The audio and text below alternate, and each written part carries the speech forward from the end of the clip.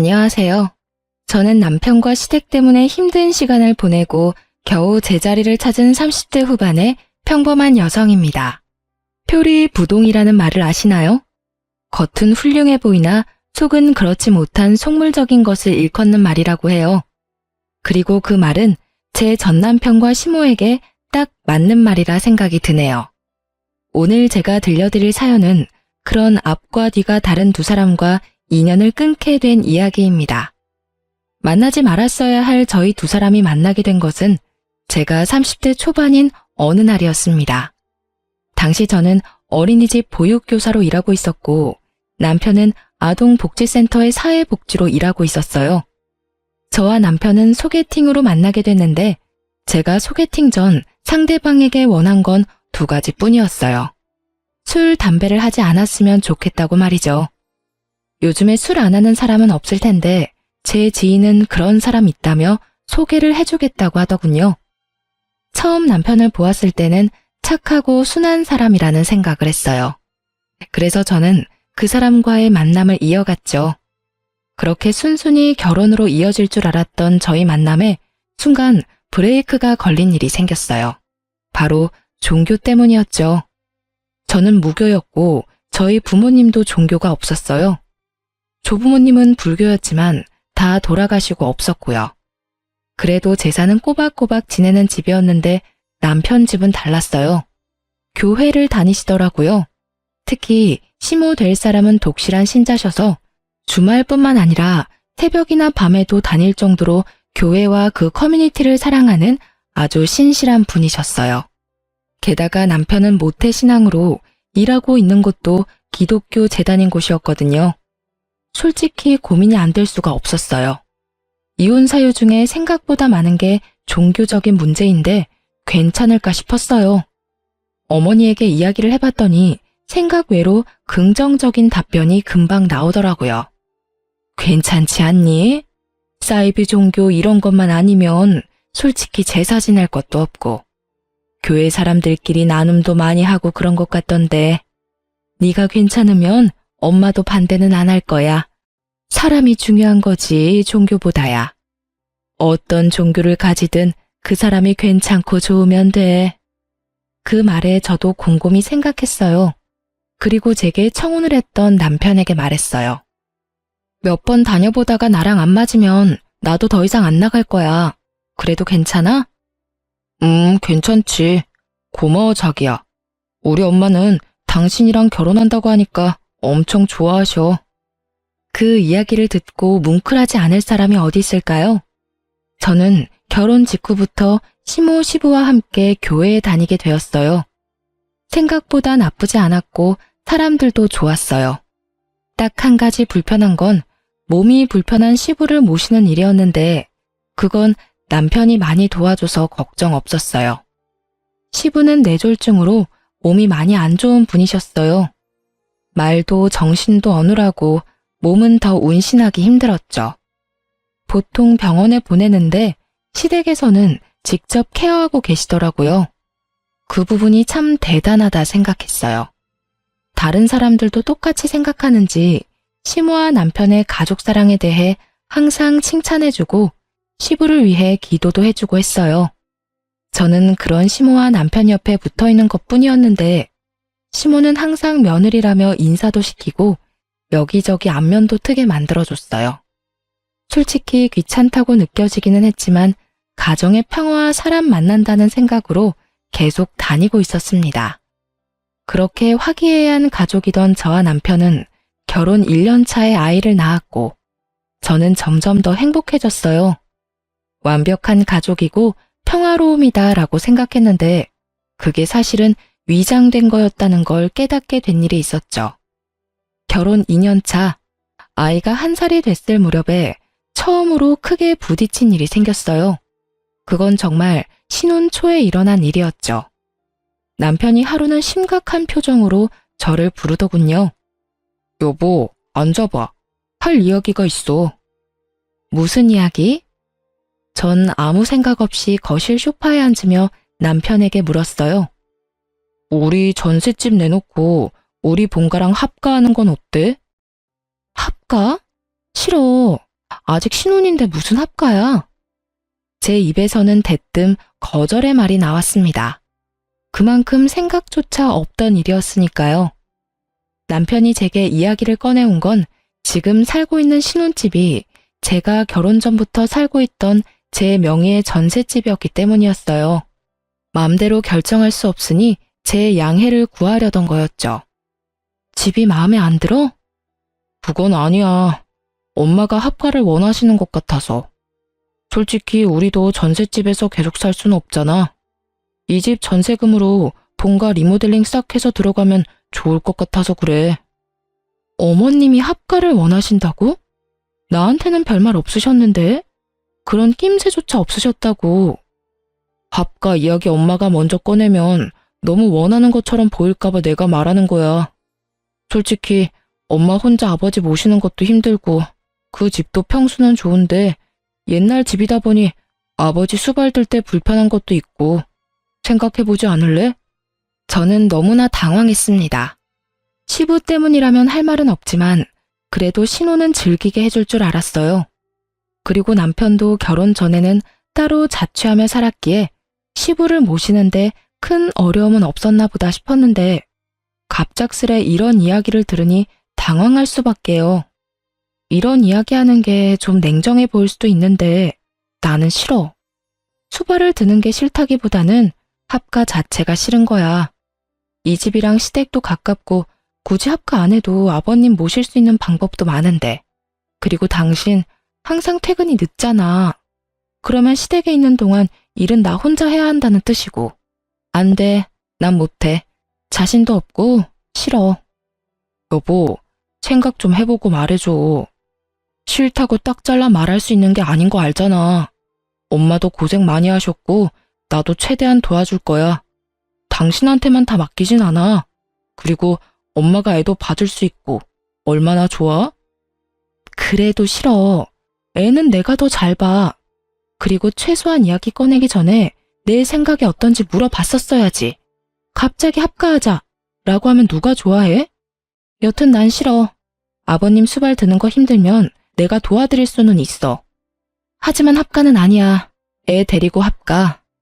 당신이랑 나 좋아서 결혼했는데도 신혼 초에는 이것저것 많이 부딪혔거든? 그거 생각하면 어머님이랑 나 부딪히지 않을 이유가 없어. 당신이야말로 잘 생각해. 그래도 우리 부모님 일인데 당신 너무 냉정하게 말하는 거 아니야? 당신은 그럼 너무한 거 아니고? 그 돈 엄연히 따지면 내 돈이야.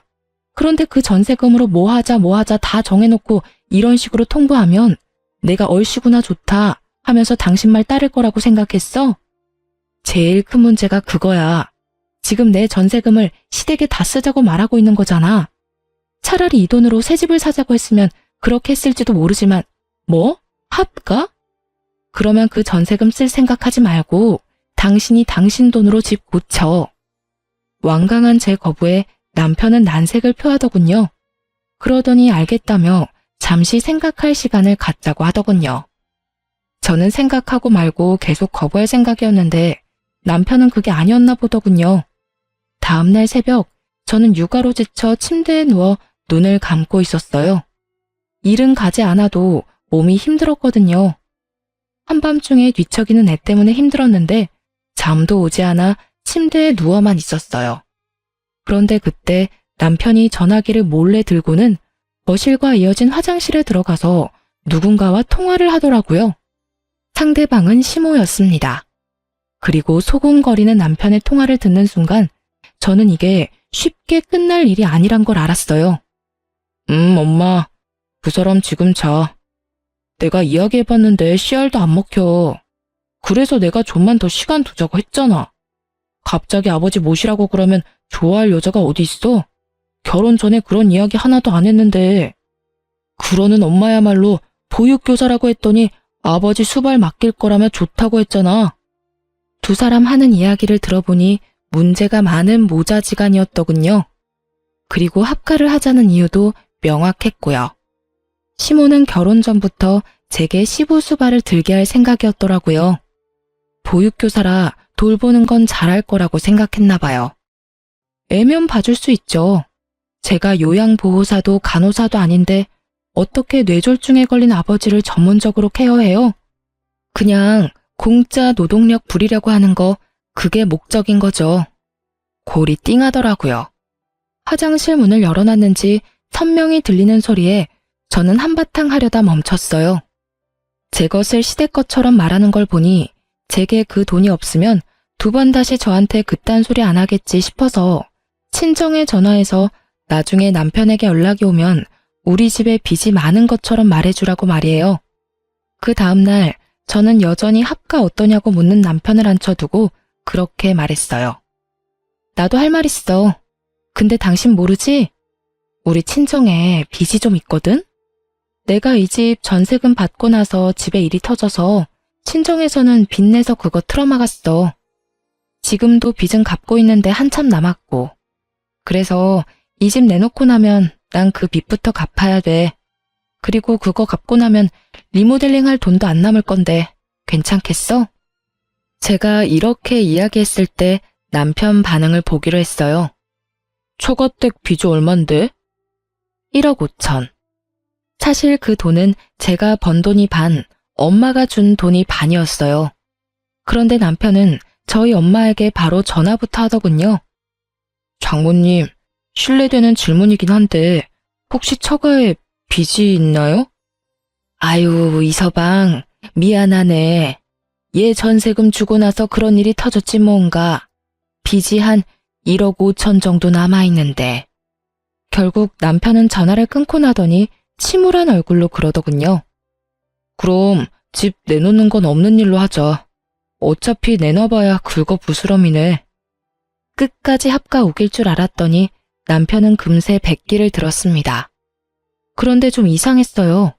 시부의 수발 때문이었다면 이렇게 포기하지는 않았을 텐데 전세금을 친정 빚에 다 갚고 나면 우리가 시댁에 들어가는 게 더 쉬워지고 그러면 시모가 더 좋아할 수도 있는데 왜 싫어하나 싶었는데 나중에 그 이유를 알게 됐어요.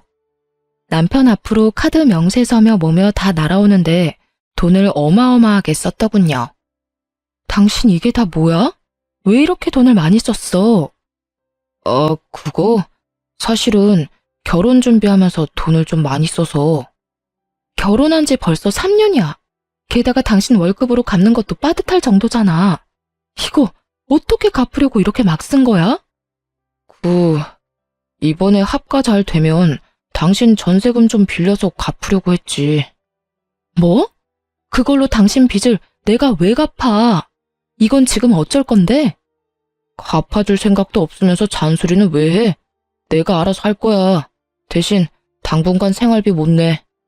제 재산을 자기 것처럼 여기는 남편 때문에 거짓말을 했지만 그 거짓말 때문에 남편이 자기 빚을 이렇게 오픈하게 될 줄은 저도 상상 못했어요. 저는 너무나 당황하며 남편을 재촉했습니다. 어머님한테 가서 도와달라고 그러자. 우리끼리 해결할 문제가 아니야. 나 지금 육아휴직 중이라서 돈 한 푼 안 버는데 당신까지 이렇게 빚을 지면 어떡하란 말이야. 전세금이랑 합가 이야기만 잘 끝났어도 내가 이걸 이런 식으로 오픈할 일은 없었을 거야. 그런데 당신이 그 전세금이 친정 거라고 말한 적도 없잖아.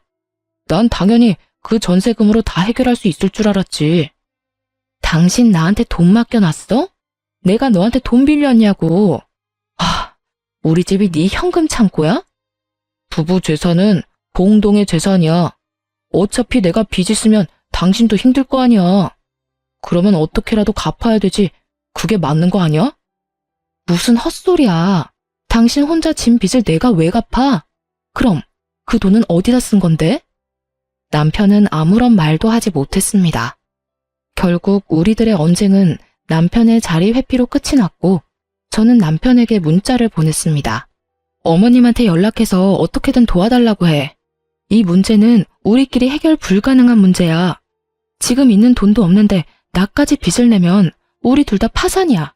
알겠어? 결국 남편이 시모에게 도움을 청했는지 그 다음날 저에게 전화가 걸려왔어요. 넌 도대체 집안 살림을 어떻게 하길래 네 남편이 그렇게 빚을 지는 것도 모르니? 그 이야기에 정말 당황했습니다. 왜 저를 탓하시는지? 돈을 빌린 건 본인 아들인데 말이죠. 어머님, 저는 아무것도 모르고 있었고 생활비도 그 사람은 저한테 한 달에 50만 원밖에 안 줬어요. 나머지는 본인이 알아서 쓰고 있었다고요. 한 달에 꼴랑 50만 원 받는 걸로 무슨 살림을 어떻게 살라고요? 그럼 저 혼자 벌어서 세 식구 살림하란 말이에요? 얘는 또 뭐 그런 식으로 이야기를 하니? 어쨌든 이번 일은 내가 해주기로 했다. 앞으로 정신 좀 똑바로 차리고 살아. 살림은 그렇게 하는 거 아니야. 알아듣겠어? 저한테 말고 남편한테 말씀하세요. 제가 그런 말을 들을 이유가 없어 보이네요. 집안일에 도움 줄 거 아니면 방해나 되지 말라고요. 결국 시모와 저도 다투게 되었고 시모는 더 이상 말해봐야 자기 아들 얼굴에 침 뱉는 일밖에 안 되니 뚝 전화를 끊어버리더군요. 그 뒤로 남편이 제게 왜 어머니와 다퉜냐며 화를 냈지만 저는 제가 화를 낸 게 잘못됐다고 생각하진 않거든요. 그래서 남편한테 얘기해줬죠. 당신이 잘했으면 어머님이랑 나랑 싸울 일도 없어. 애초에 당신이랑 싸울 일도 없었겠지. 그래서 앞으로 이런 일로 다시 한 번 더 우리 결혼 생활에 문제가 생기게 되면 나 절대로 당신 가만히 안 둬. 알았어? 한 번만 용서해주고 넘어가는 거야. 두 번은 안 돼. 알아들었어? 다시 사고 치면 그때는 당신이고 뭐고 안 볼 사람 되는 거라고. 용서를 한다고 말은 했지만 저는 수상한 마음이 들었습니다. 그 많은 돈을 썼다면 쓴 흔적이 있어야 되는데 저희 집에는 전혀 그런 흔적이 없었거든요. 코인이나 주식을 했다면 핸드폰을 끼고 살아야 되는데 그런 것도 아니었고요. 그렇지만 이미 남편의 빚은 시모 덕분에 사라졌고 남편은 그 뒤로 얌전했기 때문에 조금씩 마음을 놓았어요. 그때 더 파고들었어야 했는데 그 의심의 불을 지핀 일은 불과 몇 달 만에 일어났습니다. 저희 아파트 아랫집에 조리원 동기가 살았거든요. 애들 생일이 똑같고 같은 아파트라 친하게 지내곤 했는데 그 동기가 저한테 동영상과 사진을 보냈더라고요. 자주 애들 사진 공유하니까 애들 사진인가 보다 싶어 들어갔는데 저는 사진을 보고 너무 놀라 들고 있던 컵을 떨어뜨리고 말았습니다. 그 영상에는 남편과 한 여성이 저희 아파트 지하주차장에서 손을 잡고 포옹을 하며 다정하게 붙어있는 장면이 그대로 녹화되어 있었어요. 저는 부랴부랴 조리원 동기에게 전화를 했습니다. 이게 뭐야? 이거 어디서 난 거야? 언니, 봤어요? 그거 형부 맞죠? 세상에, 어쩐지. 나 요즘에 배달시킨 게 계속 없어져서 아파트에 관리사무소 가서 CCTV 확인 좀 해달라고 했거든요. 계속 물건이 없어진다고요. 좀도둑이 제 박스를 가져가는 게 보이긴 하는데 지하까지 가더라고요. 그래서 저도 지하 주차장 CCTV까지 봤죠? 근데 그 도둑놈이 사람 인기척에 놀라 흠칫하며 후다닥 지나가는데 옆에서 형부랑 그 여자랑 둘이 있더라고요. 너무 놀라서 언니한테 영상 보낸 거예요. 그 여자 누군지 모르겠어요? 전혀 짐작도 안 되는 여자였어요. 남편이 밖에서 여자를 만난다는 것도 모르고 있었으니까요. 지금 당장 남편에게 전화할까 하는데 그때 제가 자주 보던 고민 상담 코너에서 분류는 증거 싸움이라는 말이 언뜻 떠오르더군요. 저는 이 쥐새끼 같은 남편과 상간녀가 증거를 다 불태우기 전에 몰래 증거부터 수집하기로 했습니다. 그리고 상간녀의 뒤도 같이 캤어요. 털어서 먼지 안 나오는 사람 없잖아요. 작정하고 증거를 모으는데 상간녀도 참 양파 같은 여자더군요. 게다가 더 열받는 건 남편이 그때 빚진 거 있잖아요. 그 돈을 전부 그 여자한테 다 털어넣었다는 사실이에요. 와이프는 집에서 애 보느랴 돈 아끼랴 개고생하며 사는데 상간녀에게 이것저것 선물 다 해주고 결국에는 빚까지 진 호구 같은 놈을 어떻게 해야 하나 고민하다가 일단 시모에게 먼저 이야기하기로 했습니다. 시모가 독실한 기독교인인데 자식이 불륜을 저지른다고 하면 남편을 혼내줄 거라고 생각했거든요. 그런데 그 반응은 제 예상과 180도 달랐어요. 네가 잘못한 거 아니니? 내 아들하고 닮은 사람일 수도 있지 않니? 어머님, 닮은 사람이라도 옷이나 소지품은 다 다르잖아요. 지금 남편 입은 옷이며 소지품은 다 저희 집에 있는 물건이에요. 그렇다면 이미 결론이 난 것 같은데, 넌 도대체 이 일을 왜 나한테 이야기하는 거니? 네? 정말로 뜬금없는 시모의 말에 저야말로 어리둥절해져서 되물었어요. 네가 남편 뒤나 캐고 다니면서 남편 불륜이나 지어서 말하는 거 보니 네가 의부증인가 보다. 이게 우리 아들이라는 건 맞다고 치자, 네 말대로. 그런데 너 없는 이야기 지어내고 그러면 못 써. 그 여자랑 그냥 아는 사이일 수도 있지 않니? 어머님, 숙박업소에서 함께 나온 거 보면 확실하잖아요. 난 그런 거 모르겠고 헤어질 거 아니면 그냥 덮고 살아라. 집이며 주변 시끄럽게 하지 말고. 저는 그간 쌓아온 시모에 대한 신뢰가 와르르 무너지는 기분이었습니다. 제가 시모에게 남편의 불륜에 대해 먼저 말한 것은 시모가 남편을 따끔하게 일러주길 바라는 마음에서였어요. 그리 독실하고 신실한 시모이니 자기 아들의 불륜을 알면 아들에게 저 대신 인간의 도리를 따져 제정신을 차리도록 만들어줄 거라 생각했거든요. 그런데 이런 반응이라니. 저는 배신감에 치를 떨며 집으로 돌아왔어요. 이를 바득바득 갈며 모아놓은 증거를 보며 저는 그날 저녁 남편에게 제가 모은 증거를 들이밀며 따졌습니다. 이거 설명해봐. 제가 던진 사진의 남편놈이 저를 빤히 쳐다보더군요. 또 내 뒷조사했냐? 뒷조사했으면 왜? 잘못됐어? 열받으면 너도 내 뒷조사해. 나는 아무것도 걸릴 거 없으니까. 나처럼 네가 떳떳하면 문제 없잖아. 그런데 지금 이게 뭐야? 네가 바람피운 증거가 떡하니 있는데? 아, 진짜 너 최악이다. 어떻게 남의 사생활을 이런 식으로... 불륜이 사생활이야? 말 같은 소리를 해. 어디서 개 짖는 소리 그만하고. 그리고 너 알고는 있어? 그 여자 가정까지 있는 유부녀야. 알고 만나는 거니? 알고 있어. 뭐? 안다고. 그 사람도 곧 이혼하고 나랑 결혼하기로 했어. 결혼? 미쳤어? 당신 유부남이야. 그게 뭐? 솔직히 당신이랑 결혼 잘못한 것 같아.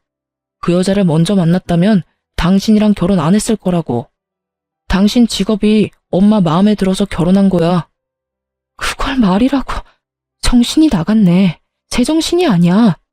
제정신이었으면 결혼해서 네 새끼 낳아준 마누라한테 이런 말을 할 수가 없지. 당신이 알았으니 차라리 잘 됐어. 우리 이혼하자. 뭐가 이렇게 당당한가 싶었어요. 가진 거 쥐뿔도 없는 놈이 저만큼 당당하니 뭔가 큰 걸 감추고 있나 싶을 정도였죠. 남편과 싸우고 난 뒤 저는 시모와 함께 가던 교회에 안 갔어요. 갈 기분도 아니었고 그런 식으로 말하는 시모와 마주하고 싶지도 않았거든요. 그런데 그날 시모에게 전화가 왔더군요. 너 오늘 왜 안 왔니? 너 이거 신뢰의 문제야. 오늘은 아파서 못 나온다고 했으니 다음은 꼭 나와. 아들이 바람을 펴서 집안이 난리가 났는데도 교회에 운운하는 시모를 보니 완전 눈이 확 돌아버리더라고요. 안 나가요. 제가 거길 왜 나가요? 이제 그 사람이랑 이혼할 판인데. 뭐? 너희 이혼한다고? 네. 그 사람이 이혼하자입니다. 그것도 가정이 있는 여자랑 결혼하겠다고요. 제 말에 살짝 충격 먹은 건지 시모가 순간 아무 말도 못하더군요. 이제 좀 속 시원하세요? 저를 의부증으로 몰아가면서 아들 두둔하시더니 하필이면 가정이 있는 여자랑 바람을 핀다니 어떠세요?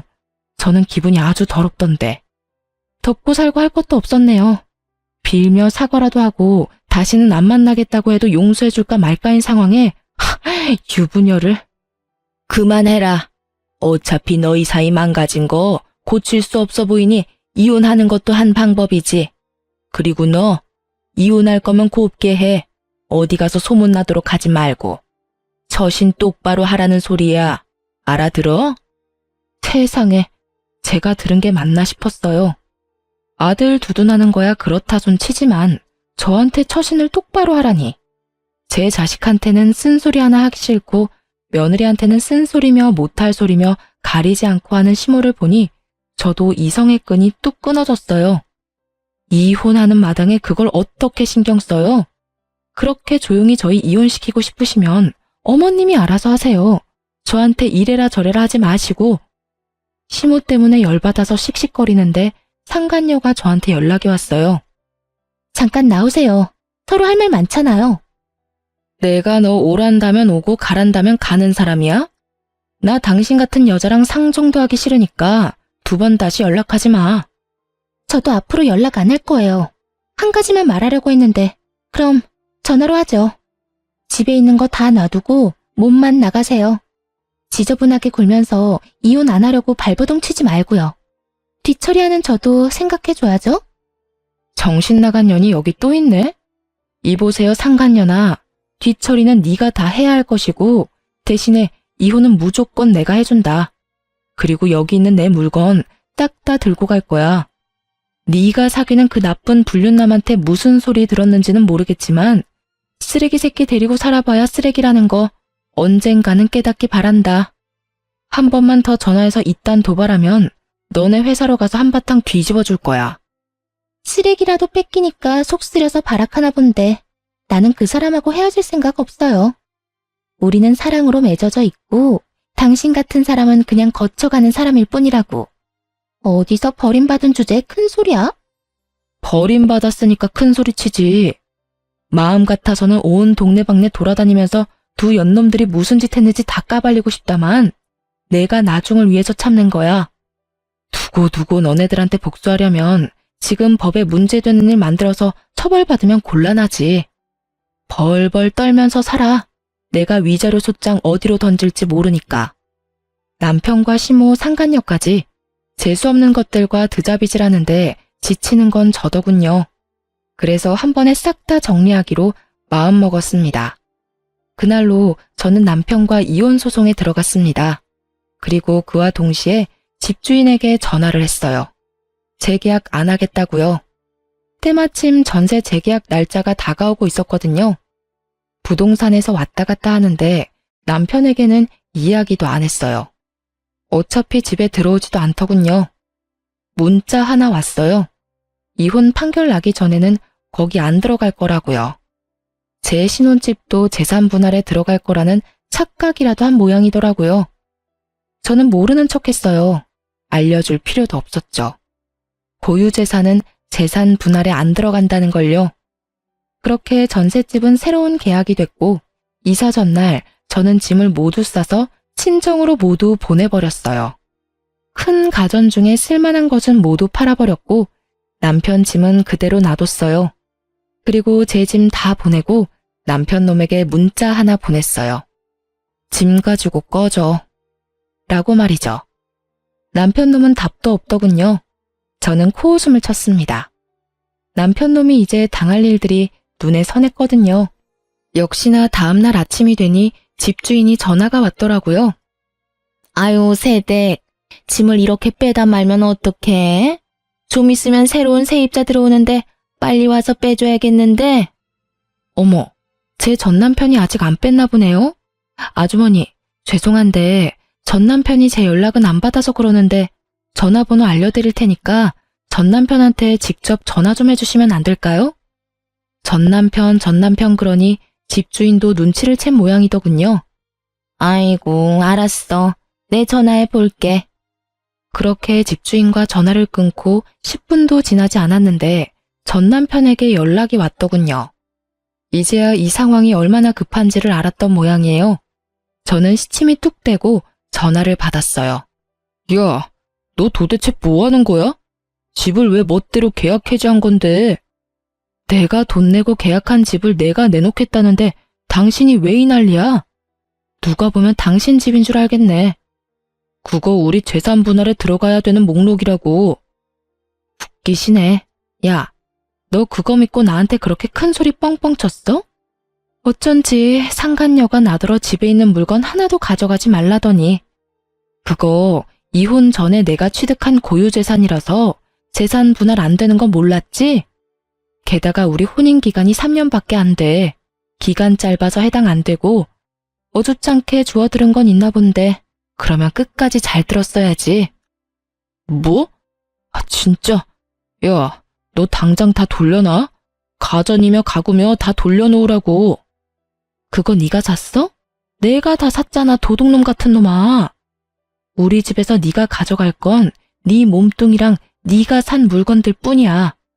짐 정리하다가 네가 사준 거 놔두고 오려고 눈에 불을 켜고 봤는데 웨딩 반지 말고는 눈 씻고 봐도 없더라. 에라이 나쁜 놈. 와이프한테는 돈 하나 안 쓰면서 상간녀한테는 펑펑 돈 다 쳐쓰고 엄마한테 손이나 벌리는 호구 같은 자식. 앞으로는 너하고 상종도 안 할 거야. 애수가 없으려니까. 야, 너 말 다 했어? 재수가 없어? 누가 할 말인데. 너랑 처갓집이 돈 한 푼 없이 빚만 한가득인 거 미리 알았으면 결혼하자고 이야기도 안 했을 거야. 그래놓고 이런 식으로 뒤통수를 쳐? 아, 그걸 진짜라고 생각한 거야? 우리 집에 빚 없어. 너 이혼할 때 내 금융기록 안 봤어? 나 빚 없고 우리 부모님도 빚 없어. 그 전세금은 부모님이 주신 돈 반, 내가 번 돈이 반이지. 뭐? 그럼 왜 나한테 너 빚 있다고 거짓말한 건데? 왜 했겠냐? 너 내 전세금 네 것처럼 생각하면서 나더러 합가하자고 한 거잖아. 네 놈이 합가하자고 말 꺼낸 다음날 시어머니랑 너랑 하는 이야기 다 들었어. 시모는 나를 수발드는 식모로 쓰려고 했고 너는 나를 돈 뽑는 기계로 생각했지. 당연히 나도 내 돈 지켜야 하잖아? 그래서 거짓말했어. 그게 무슨 잘못이야? 그래서 내가 빚을 지기를 했어? 있는 돈을 다 까먹기를 했어? 내가 혼인이 파탄에 이를 정도로 나쁜 짓을 했나? 그대로 가만히 놔뒀으면 다 우리 돈이 됐을 텐데. 이보세요, 아저씨. 돈 다 까먹고 나한테 책임지라던 너를 보면서 새삼 내가 그런 거짓말을 한 게 다행이라는 생각이 들더라. 미친놈아. 미치려면 곱게 미쳐. 그리고 대가리도 그만 굴리고. 잔대가리 굴리다가 봐. 너만 똥 됐지. 그렇게 하고 싶은 말 다 하고 전화를 끊으니 속이 다 시원하더군요. 사실 전세금의 절반은 어머니가 주신 거라 어머니에게 맡겨두고 저는 아이와 함께 친정에 잠시 몸을 맡겼어요. 그리고 이혼 확정되고 나서는 시모가 다니는 교회에 인사를 하러 갔어요. 그간 다녔던 정이 있는데 이야기는 해야 할 것 같아서요. 그런데 저를 보는 사람들 눈빛이 놀라움으로 가득 차 있더라고요. 왜 저러나 싶었는데 교회 집사님이 오시더니 저한테 말했어요. 아니, 얼마 전에 암으로 죽었다고 하지 않았어? 암이요? 알고 보니 시모가 아들 이혼했다는 말하기 싫으니 저를 죽은 사람으로 만들어뒀더군요. 이혼 이야기 나오고부터 6개월 넘게 다니지 않았는데다가 그때쯤에는 집도 친정으로 옮긴 상태라 오며 가며 볼 사람도 없었으니 다들 시모 말만 듣고 제가 죽었다고 생각했다고 하더군요. 다들 모르셨나 보네요. 제 전남편이 유부녀하고 불륜을 저질렀는데 저한테 이혼을 하자고 그러더라고요. 그 여자랑 살고 싶다고요. 그래서 이혼하느라 여기 못 온 거예요. 제가 늦게나마 신을 섬기게 돼서 그 사람들이 아무리 정신 나간 짓을 해도 용서를 해줄 마음이 있었는데 전남편과 어머님은 용서를 구하기는커녕 더 당당하게 이혼하려면 곱게 하라고 말씀하시더라고요. 세상에. 신을 섬기는 자들이 어찌 그리 부도덕한 짓을 하는지 어디 가서 똑같은 행동할까봐 겁나네요. 종교인이라고 하기에도 부끄러운 행동이에요. 어머, 설마 그런 일이 있을 줄이야. 그럼 그 여사님이 데리고 다니던 여자가 그 유부녀인가? 시모는 벌써 여기에 그 상간녀까지 데리고 다니는 것 같았어요. 그런데 산 사람을 왜 죽었다고 했대? 아무리 미워도 그런 짓을 하면 안 되지. 그분도 예전 같지 못하시네. 이 죄를 어찌다 회개하시려고? 회개를 할 마음은 있으시겠어요? 없던 일로 하고 싶어서 며느리를 죽은 사람 취급했는데. 어휴, 못 믿을 사람이네. 커뮤니티 내부는 그야말로 난리가 났고 자리에 시모도 없는데 시모의 악명이 순식간에 퍼져갔어요. 저는 인사를 하러 갔다가 시모에 대한 복수를 완수하고 사람들의 작별 인사를 받으며 교회 밖으로 나왔어요. 그런데 주차장 근처에서 시모의 목소리가 들리더군요. 예, 너 이런 옷 좀 입지 말라고 몇 번을 이야기했어. 불륜으로 우리 아들 만난 거 티내고 싶어서 그래? 도대체 애가 한 번에 알아듣는 법이 없어. 아휴, 내 아들이지만 어쩌면 보는 눈이 이렇게 없는지. 그래도 이전 며느리는 데리고 다니는 맛이라도 있었지. 이건 뭐 반반한 얼굴 말고는 뭐 하나 제대로 하는 게 없어. 전 시모는 상간녀를 아주 물어뜯고 계시더군요. 저는 그 모습을 보며 웃었습니다. 그리고 전 시모 앞에 떡하니 얼굴을 드러냈죠. 너 왜 여기에 있어? 너 설마 교회에 들어갔다 오는 길이니? 그건 어머님이 들어가 보시면 알겠죠. 인사 잘하고 돌아갑니다. 그리고 죽었다고 말해주셔서 고마워요. 근데 그거 아시나 모르겠네요. 죽었다는 소문나면 오래 산다는 말. 그치만 어머님 평판은 좀 그렇겠네요. 사람들이 거짓말쟁이라고 생각하지 않을까요? 미쳤어. 너 진짜 미쳤어. 이혼한 마당에 여길 왜 와? 제 말에 시모가 부들부들 떨며 저를 손가락으로 가리키더군요. 살아있는 사람인데 어딜 가든 무슨 상관이에요?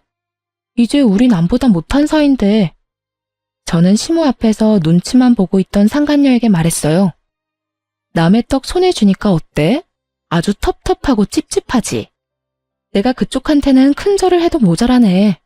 이런 정신 나간 가족들에게서 벗어나게 해줘서. 근데 너도 교회 들어갈 거면 조심해라. 내가 벌써 전 남편이랑 유부녀랑 바람난 거 다 말했으니까. 아니다. 들어가면 눈총 좀 받고 끝이지 뭐. 그게 대수야. 사람들 소문 금방 가라앉아. 하긴 안 가라앉고 정착되는 경우도 있긴 하지만. 제 말에 상간녀도 얼굴이 새파래져서는 부들부들 떨며 저를 노려보더군요. 그 모습에 저는 결정타를 날렸어요. 아참, 그리고 내가 살던 신혼집, 너 거기 있는 거 다 놔두고 몸뚱이만 나가라고 했었지? 근데 어쩌지? 네가 그 정신 나간 놈한테 무슨 말을 들었는지는 모르겠지만 그 전셋집 결혼 전부터 내가 가지고 있던 전셋집이거든. 그래서 이혼할 때 재산 분할 목록에 안 들어가. 그게 무슨 말 뜻인지 모르겠지? 내가 상냥하게 알려줄게. 네 남편 개털이라는 뜻이야, 이 상간녀나. 남의 거 탐내다가 둘 다 개털 됐네? 정말 보기 좋은 한 쌍이다. 그치? 상간녀가 그 이야기 듣더니 벼랑간 가방 안에서 차키를 꺼내더니 급하게 차에 시동을 켜더군요. 예, 며느라가. 어디 가냐?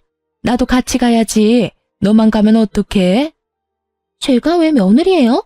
아직 혼인신고 안 했거든요. 그리고 저는 돈 없는 남자랑 결혼할 생각 없어요. 여태까지 이 말도 안 되는 짓에 어울려준 건 그 남자가 나를 데리고 살 자격이 된다고 생각해서였거든요. 돈이 없으면 저랑 살 생각을 하면 안 되죠. 냉정하게 할 말만 하고 돌아선 상간녀는 차를 타고 사라졌고 시모는 멍청하게 서 있더군요. 상간녀가 아주 얌전한 줄 착각하고 계셨더군요. 그러다 뒤통수 맞고 벙찐 표정이 참 보기 좋았어요. 그리고 이때다 싶어 저는 교회를 향해 소리쳤어요. 어머, 어머님, 여기서 보네요? 제가 죽었다고 말씀하셨다고 하시던데 어머님은 잘 지내셔서 다행이네요. 결국 제 큰 목소리에 안에 있던 사람들이 나와 시모를 둘러싸자 시모는 참지 못하고 그대로 도망쳤어요. 헐레벌떡 뛰어가는 그 뒷모습을 보는데 어찌나 고소하던지. 나중에 소문을 들어보니 소문이 다 나서 그곳에 가지도 못하고 결국 노이로제 걸려서 병원 치료받으러 다닌다고 하더군요. 사람을 죽은 사람으로 만들려고 했는데 이 정도는 당연히 벌받을 생각 하셨어야지. 그런 짓을 하고도 아무렇지 않게 넘어갈 양심 없는 생각을 하니 이런 불상사가 터지네요. 저는 마지막으로 전 남편에게 한 방을 날리기 위해 이메일을 하나 작성했습니다. 그리고 전 남편의 회사로 휙 보냈죠. 그 안에 적힌 글은 남편이 한 짓들을 간략히 적은 글이었는데 보통의 회사라면 굳이 불륜 정도로 문제 삼지 않을 테지만 그 직장 자체가 좀 특수하거든요. 기독교 재단 아동센터. 아동을 돌보는 사람이며 게다가 신실한 사람들이 모인 곳에서 유부녀와의 불륜으로 조강지처와 아이를 버린 인간에 대해 좋게 생각할 리가 없으며 자신들의 이미지를 생각하지 않을 수가 없겠죠. 결국 전 남편은 회사에서 품위유지 위반과 심각한 사칙 위반이 적용돼서 직장에서 잘렸어요. 사실 이렇게 잘리기 쉽지 않은데 알고 보니 시모가 그 직장에 전 남편을 넣어줬던 건데 시모가 저지른 부도덕한 짓들이 직장까지 소문나면서 결국 남편을 해고하는 것으로 가게 됐다고 해요. 나중에 들어보니 상간녀도 전 남편에게 정 떨어졌는지 정말로 돈이 없어서 마음이 식었는지 전 남편을 버리고 떠났다고 하더군요. 저는 조금 늦게 상간녀에게 상간녀 위자료 소장을 보냈어요. 상간녀는 능력이 좋은 모양인지 그새 새로운 남자를 낚았더군요. 저도 몰랐는데 새로운 남자와 함께 있다가 불시에 제 위자료 소장을 그 남자가 보게 되어 한바탕 난리가 나서 다시 버려졌다고 합니다. 제가 거기에 있었어야 했는데 그 여자가 어떻게 버려지는지 봤어야 속이 더 시원했을 텐데 그럴 수 없던 게 너무 아쉽네요. 전 남편은 양육권이며 친권 다 포기하겠다고 해놓고는 이제 와서 징징대며 아이를 포기 못한다며 아이한테 면접 교섭권을 쓰겠다며 난리를 쳤어요. 결국 애 때문에 만나게 됐는데 남편 놈이 우물쭈물하는 걸 보니 딱 감이 오더라고요. 이쪽이 본론이겠다 싶은 감. 그래서 제가 먼저 선수 쳤어요. 잠깐만, 나부터 이야기 먼저 좀 할게. 혹시라도 정말 혹시 말도 안 되는 이야기이긴 한데 만에 하나라도 나한테 미안하다 잘못했다 이런 이야기 할 거면 하지 마. 나는 너한테 사과받고자 나온 것도 아니고 용서를 하겠다고 나온 것도 아니야. 네 모습 보니까 걱정돼서 내가 한마디 하는 거야. 나는 너 용서할 생각도 없고 사과받을 생각도 없어. 그냥 이대로 이렇게 우리는 악연으로 있으면 좋겠고 이렇게 볼 때마다 화내는 사람으로 있었으면 좋겠어. 내 인생에서 이렇게 사람한테 큰 배신을 당해보니까 용서가 허용이 안 되는 사람도 있다는 걸 깨달았거든? 그러니까 그런 말할 거면 입도 빵긋하지 마. 제 말에 남편이 눈을 동그랗게 뜨더니 제 눈치만 살피며 힐끔거리더군요. 그렇게 면담하는 시간 내내 남편은 애를 보며 제게 뭐라도 말을 걸려고 했지만 저는 그 모든 말에 철벽을 쳐줬어요. 아이 때문에 만나긴 했지만 정말로 만나기 싫은 인간 같지도 않은 놈을 만나 할 말 같은 건 없었거든요. 그렇게 시간 보낸 뒤 우리는 헤어졌네요. 전 남편은 아무것도 얻지 못한 채로 혼자 터벅터벅 걸어갔죠. 그 뒤로는 애 보고 싶다는 말도 안 하고 연락도 없더군요. 아무리 봐도 제게 틈이 없었다는 걸 깨달았는지 애를 방패 삼아 연락해오는 일은 없어서 다행이었어요.